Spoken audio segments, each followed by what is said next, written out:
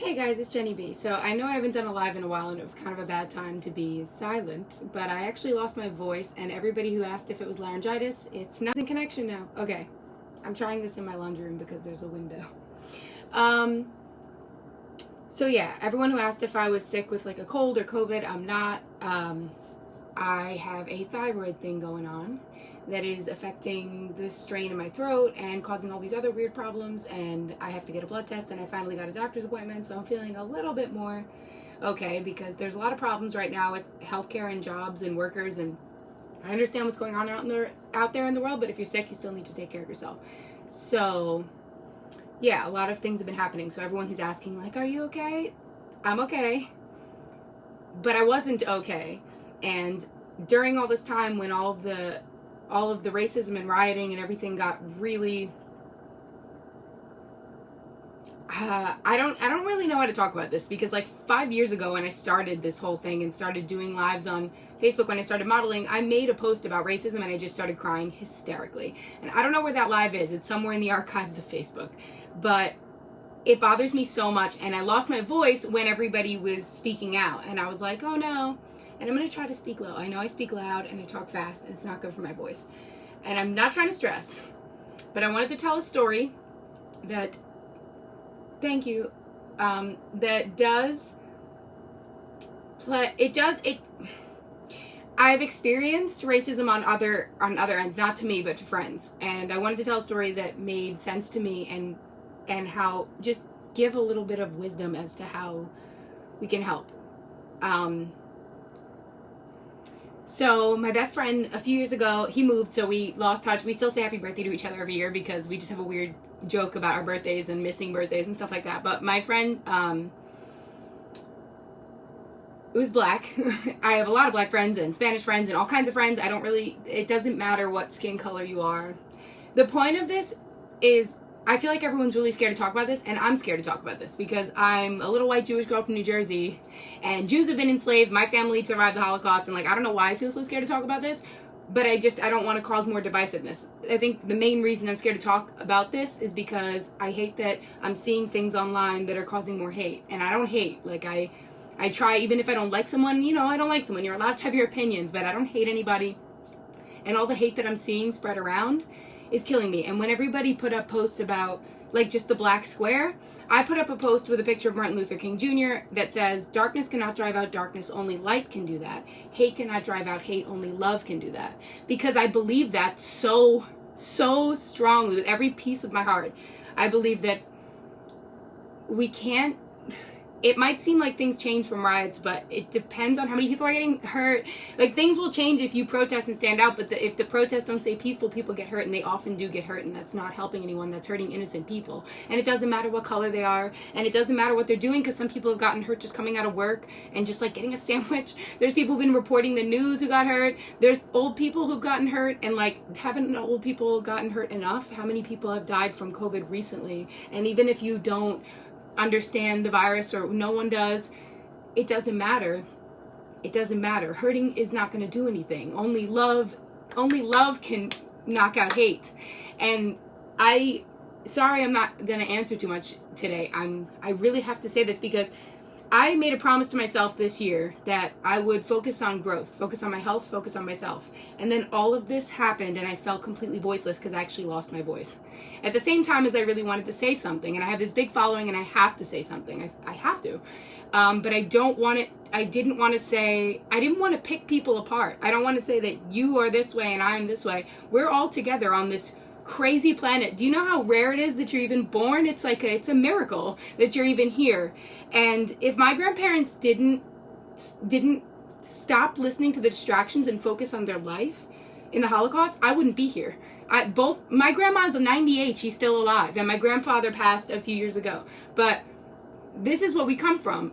So many people have suffered, all different kinds of races, cultures, everything have suffered inequality. And the story I want to tell about my friend Chandler is, and it's nerve-wracking. He would like this story because he was there and he knows what happened. I was driving around with my friend maybe years ago. It was years ago already. It was before modeling and everything. We were just driving around, going to hang out, going to get like a sandwich from this corner store. And he's black, I'm white. And I'm driving because I always drive. And he like always would jump in and we would have coffee and cigarettes for breakfast when I smoked. I don't smoke anymore. And that was like our routine in the morning. It was like something we did whenever we needed to kind of escape our houses and just like talk. So we would usually meet up in a cul-de-sac and just like smoke cigarettes and drink coffee and just talk about life. And he was one of my best friends, and he moved, so we don't hang out as much anymore, but I still love him to death. Like, it'll never end. Like, he's just a great guy. So, and he's a genius. He was so smart. Not the point. This is the point. We were driving one day to get our like normal breakfast food so that we could have our coffee and cigarette without a stomachache, and a cop pulled us over because I was driving and he was in the passenger seat, and a cop pulled us over and came to the window and saw me, and he was like, "You ran a stop or something." And I was like, "No, I did not. Absolutely did not. I'm a damn good driver." But I was like, "Yeah, okay, like whatever, you say things, I'll listen, you know, be respectful, because not all cops are bad, just like not all people are bad." It's just the facts, and you know it. We all know that people have good and evil. Inside of all of us is both.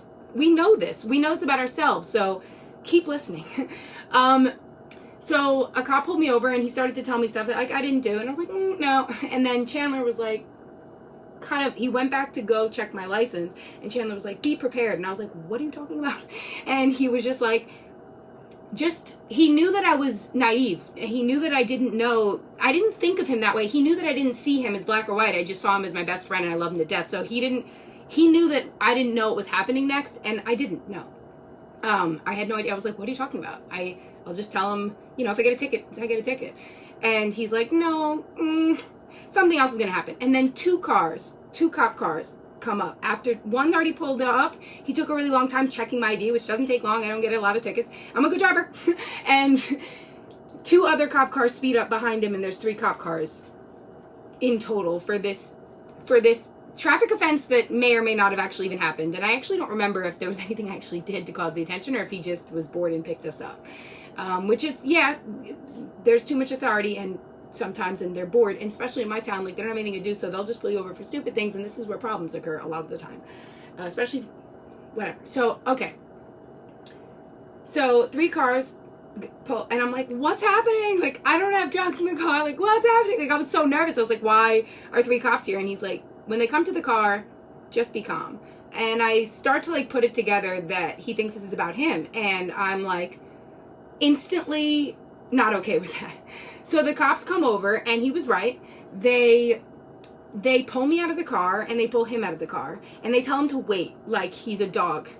And he's my best friend at the time, like, we're very close. So I'm just like, okay. And then I start to put it all together quickly. I'm like, this isn't about me. This isn't about a traffic ticket. This is about me driving and having my best friend be in the passenger seat and him being black.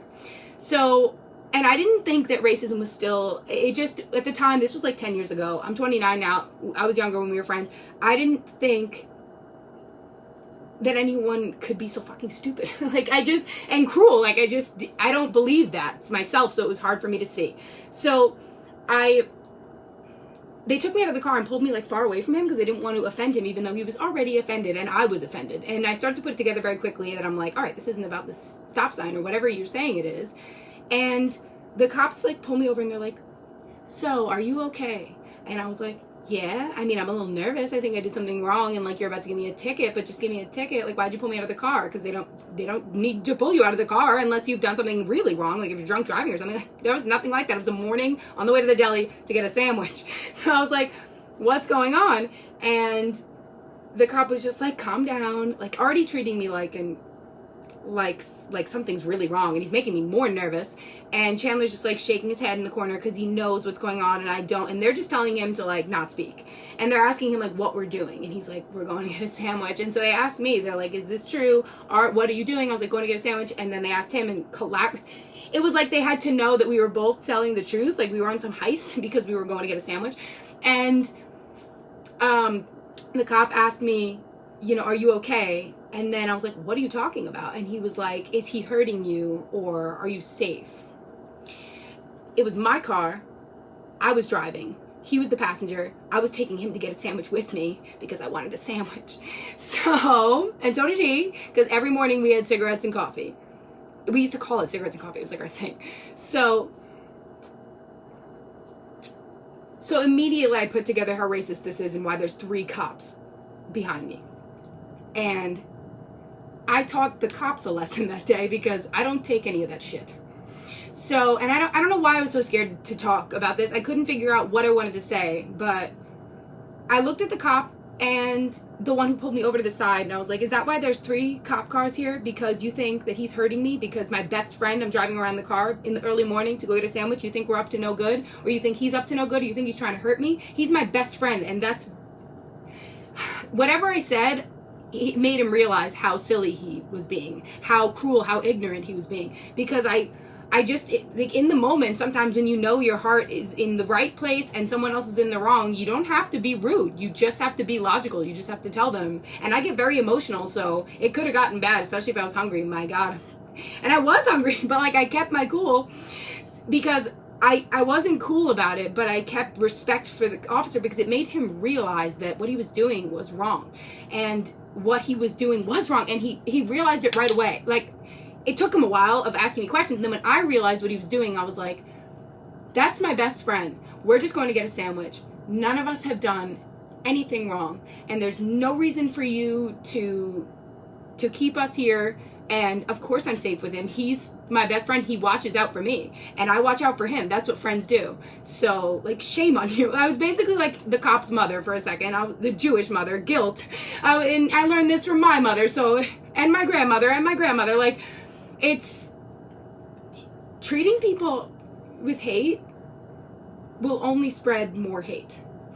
And the cop immediately kind of woke up and he was like, okay, everybody, and he calls his other 2 cop cars that are there and he's like, nothing's wrong, go. And they were trying to protect me. They thought he was kidnapping me. I was driving. That doesn't even make sense. And I know that in their heads, like, there was some logic to it, but in my head, it was wrong. And in real life, it was wrong. And once he realized that it was, the cop called them off, all left, apologized, and me and Chandler get back in the car, and I'm like, that was crazy. Like, and he's like, I knew that was gonna happen, and I was like, no, I don't accept it. And he knew that I was sensitive to this stuff. Because we were best friends, we talked about everything. We love to talk, we would talk for hours about life. We love to philosophize about things. Philosophize? Yeah. About things that happen in life, and we didn't discuss this enough. And then when it happened, he was just like, it's okay. And I started crying. And he was just like, it's okay. We're fine. They didn't even give us a ticket. There was no reason to give us a ticket. They just let us go and had to realize that what they did was cruel and wrong. And he looked at me and he was like, don't be sad. There's always going to be people who don't understand. There's always going to be ignorance out there. Just keep being yourself. That's good. That's good. You're a good person. And I was like, well, that's not acceptable because I am a good person, but other people being bad people is not okay. I knew I was going to cry when I did this. I think racism is the worst thing in the whole world. And I don't want to cry. Because it's important that everybody comes together. And the reason that I had to do this now, even though I'm still sick, and the stress is not helping. But the reason I had to do this now is because this morning I saw so many racist posts and singling out different cultures. Saying, like, the Irish were slaves. The black people were slaves. Jews were slaves. Everyone was a slave at some point. Everyone was enslaved or told not to believe in what they believe in. Or if you look into history, so many different cultures were enslaved. There have been wars over slavery. And I have Vietnamese friends who are now, like, getting racism because people think they're Chinese. And it's all idiocy. Can't you see that it's all ignorance? It's all being naive to the situation and being cruel and showing your darker side. And everybody has a dark side and a light side. So I'm going to repeat what Martin Luther, because I don't know if it cut out, so I'm going to repeat this again. I'm going to repeat what Martin Luther King Jr. said because I believe in his statement of going dark now. When everybody went, sorry, my phone's losing service. When everybody put up a black post and said nothing, I get it. That was some kind of trend that, you know, Black Lives Matter and all lives matter and don't divide us. because we're all here together. So, and it doesn't matter who you are, what you are, what color you are. Of course, there's inequality in the way Black people are treated, and that's true. There is a lot of inequality. There's inequality to Vietnamese people, to Chinese people. There's inequality to everybody. Everybody's getting told to feel some kind of way, and all of this hate is coming out of the woodwork, and it's not good for us. It's not good for everybody. And so I'm going to repeat what Martin Luther King Jr. said, because he died. I saw somebody post something that said, like, they posted one of his great speeches, and above it they said, and look at what happened to him. He died. If you're passionate about something, really passionate about something, and he was passionate about peace, dying for the cause is honorable, is incredible, is so sad that had to happen, but he would never have stayed silent. He probably lost his voice fighting for what he believed in. So while my voice hasn't been good and I've been sick, I had to say something because I couldn't think straight. I couldn't make another YouTube video or post another picture, and I've been trying to keep out of the stress because I want to help people, but I wanted to do it in my own way. And then this all happened and I lost my voice, and I was like, I don't know what to do. So I missed my Wednesday video that I promised myself I'd be doing. I posted one on Monday, and I just felt like I couldn't make anything of meaning. And then I was like, I have this huge following, and I don't care who's listening. I don't care. And I don't have makeup on, and I don't care. I put on a dress today because I haven't put on a dress in like 2 months because I felt just crappy. And something in my stomach was like, if you don't say how you actually feel, you're never going to feel better. So I'm going to repeat what Martin Luther King Jr. said one more time. Somebody who died fighting for what he believed in, which is peace, and he would be really disappointed if he saw everybody fighting again over what he died to try to fix. Darkness cannot drive out darkness. Only light can do that. Hate cannot drive out hate. Only love can do that. And yes, I wrote it down because I'm not good at remembering quotes for some reason. I can remember lyrics to songs, but for some reason quotes just whatever. I usually quote myself. But he was an amazing speaker, and there have been a lot of amazing people in our history of all different cultures, races, beings. We're all on this planet all together. So make love your main goal. And now I'm going to answer some comments because I've said my piece and I feel better, and I'm going to post this everywhere and not edit it, and it's not for glamour and it's not for a trend, and I'm not going to hashtag things. I just had to say this because I love all people, good people. There's bad people out there, and you got to watch out. You got to be smart, but even bad people have good in them. So if you spread light, you'll get more back. So whatever. Amanda, one of my best friends who hosts karaoke and has a daughter that I love, and one of my best friends who is Dominican, Puerto Rican. Who cares? At the end of the day, she's beautiful art, and not everybody. I just want to show that we're all different, and that's okay. That's always been okay. So Amanda says, you have a beautiful heart, my friend. Thank you for sharing your story and your feelings. Love you. Love you too, always. She actually surprised me. I've been friends with Amanda. So when I started modeling, I've always done karaoke my whole life, like since I was 5 years old. Like since I moved to Jersey, I was like, karaoke's my jam. And like I didn't care if it was at a dive bar. Actually, I prefer dive bars because I feel like the fancy bars people are very self-conscious and I don't like it. So I met Amanda DJing at a karaoke thing, and we just like hit it off immediately. And she was like, I love you, sing for me. And I became like her little singing person. Like I would always sing and always rap. And for my birthday this year, it was during the quarantine. It was May 24th, and I turned 29 years old, and I was sick, so I was just out of it. And she set up a group. I always say like I want like a surprise, but no one surprises me because I'll say I don't like surprises because women do that, but like I always say like it would be cool to actually be surprised if anyone could get me. And she made a group and came to my house in like separate cars, and like we hung out, spaced out, and her daughter made me cupcakes that were phenomenal. And it was the only like sweets I've eaten, like heavy sweets I've eaten in a long time because I've been eating so healthy. And I inhaled those cupcakes, by the way, so tell Nevaeh, they were they were ridiculously good. Like on another level, she put Oreos inside of a cupcake. I just can't. And I love Nevaeh, and Izzy came, and Kathy, and Steven, and these are all different kinds of people, and they all came together for a birthday, and we like social distance hang out in the front yard and the backyard and outside, and it was great, and it was beautiful, and it was sweet. And I know that there's gonna always be bad people out there.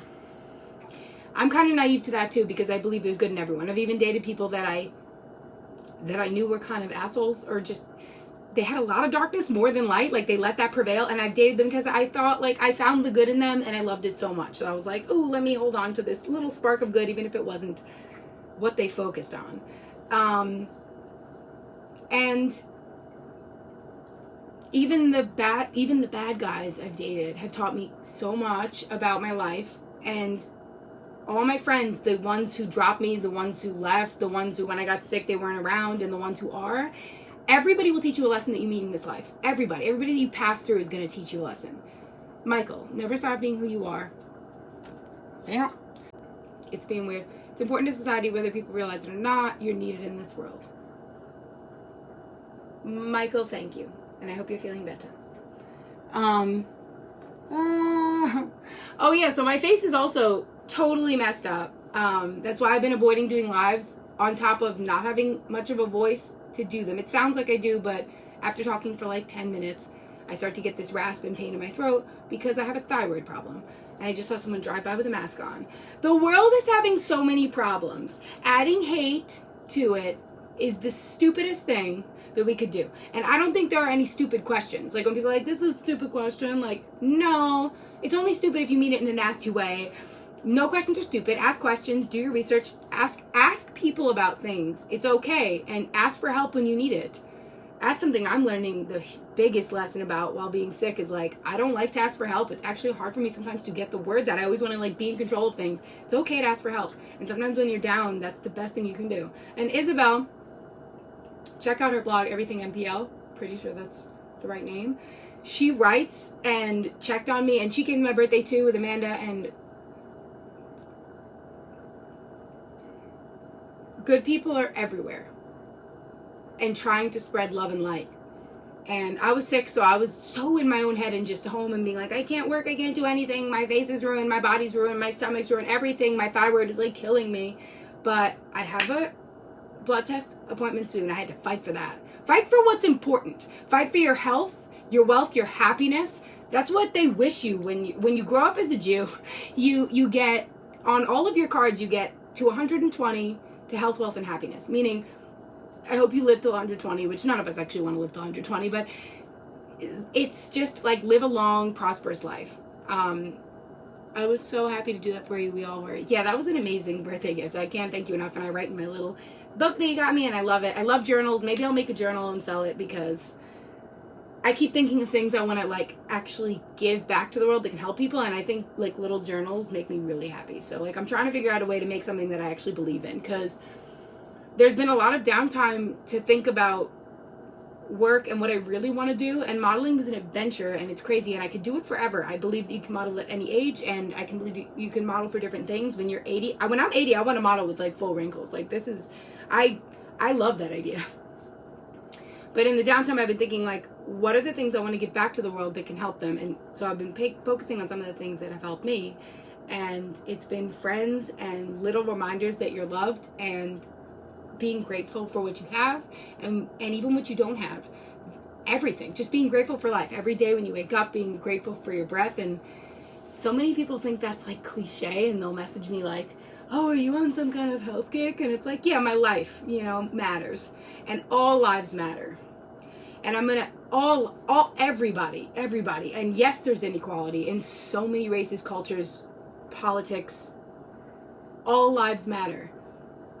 Black lives matter, Asian lives matter, Irish lives matter, Jewish lives matter. Nationality, religion, culture, skin tone, it doesn't matter. It's not that it doesn't matter. It's that we all matter. It's that if you were born here, anywhere, if you were born and you survived, there's this crazy statistic that I don't know of, like, it's like a 1 in a billion chance that you even get born and survive it. So if you're here right now and you're spreading hate, ignore that distraction and focus on light and love. Because it's the best thing that you can do for yourself. And I know I sound like an old angry Jew, and I am. So, and I love being Jewish, I love my culture, and I love all people. I've worked with all kinds of people. I don't even think that way. Like, oh, you're this color, so I can't work with you. Or you believe in this, so I don't like you. Sometimes we really don't agree with the beliefs of others, no matter what they are. And it's okay to disagree. It's okay not to always... You're allowed to have an opinion. But if you're just hating, like just basic hating, it's the worst thing you can do for yourself and for others. Let hate go, because it'll make you darker. It'll make you a dark person. And it's not worth it. So, now I can get back to things I want to do with life. And if you're confused because you're distracted by all the noise and all the news and everything going on around you, remember to focus inward on your heart and yourself and what you can do to make this world a better place and your life better. Because that's how you're going to move forward. Looting a store or crashing a window or hurting somebody that you don't know is never going to make you feel better. Never. And don't wait till you're stuck in a bad position to learn that lesson. Because that's too long of a wait. Okay, this wasn't a fun live. I apologize. But it had to be said. And now I'm going to do anything else. Please, if you're going to say negative comments, I mean, obviously I'm going to unfriend you, but I'm not going to respond. I'm not going to feed into the drama and the hate and the nightmares. I'm not going to do it. I refuse. So, love each other, be kind to each other, and love yourself. And spread love like it's freaking fire, you know? Okay. Okay, bye.